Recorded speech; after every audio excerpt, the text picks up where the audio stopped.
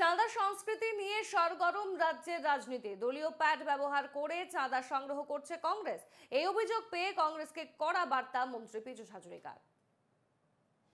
রাজ্যে ফের চাঁদা সংস্কৃতি ফিরিয়ে আনছে কংগ্রেস। দলীয় প্যাডের মাধ্যমে শুরু হয়েছে চাঁদা সংগ্রহ। কংগ্রেসকে তো মন্ত্রী পীযূষ হাজারিকার।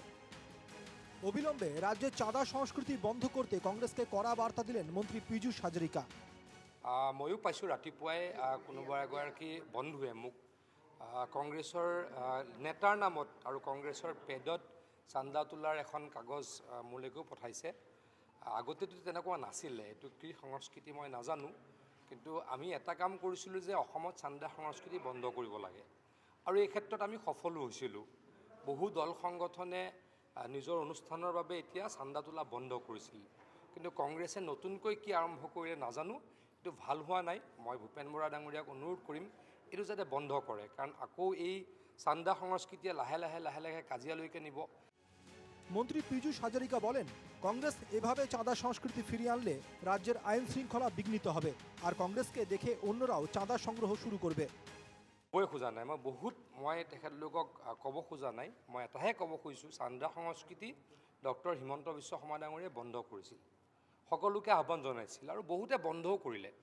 মুখ্যমন্ত্ৰী ডক্টৰ হিমন্ত বিশ্ব শৰ্মা ডাঙৰীয়াই কোৱাৰ কাৰণে বহুত দল সংগঠনে চান্দা তোলাটো বন্ধ কৰিলে। আগতে যেনেকৈ নিউজ আহিছিল চান্দা তোলাৰ, এতিয়া নাহে।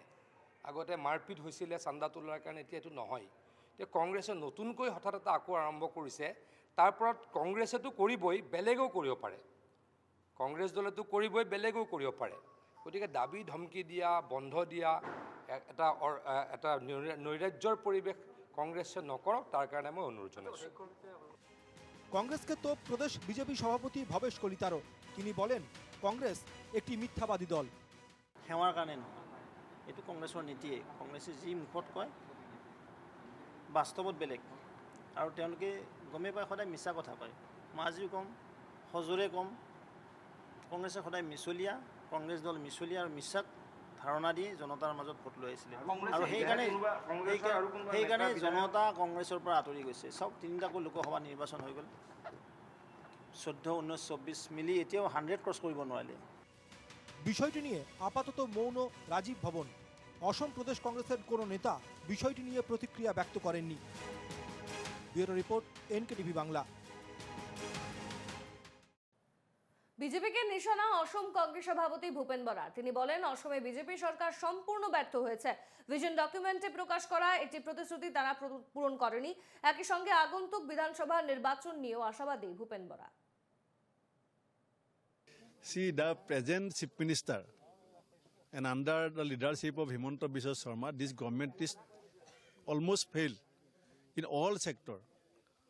If you will discuss about their vision documents, employment, unemployed free Assam, daily wages of tea labor, increase of daily wages of tea labor, erosion free, flood free Assam. So now people will discuss about that.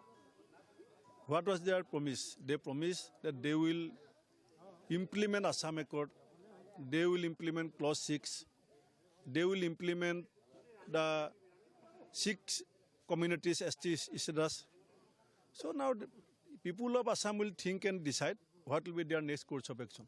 Upcoming by-election in Assam, we are totally ready, fully prepared, and we have already declared 5 election campaign committee under leadership of 3 MPs and senior leaders. They will immediately visit in their respective constituencies, and I think we will get good results.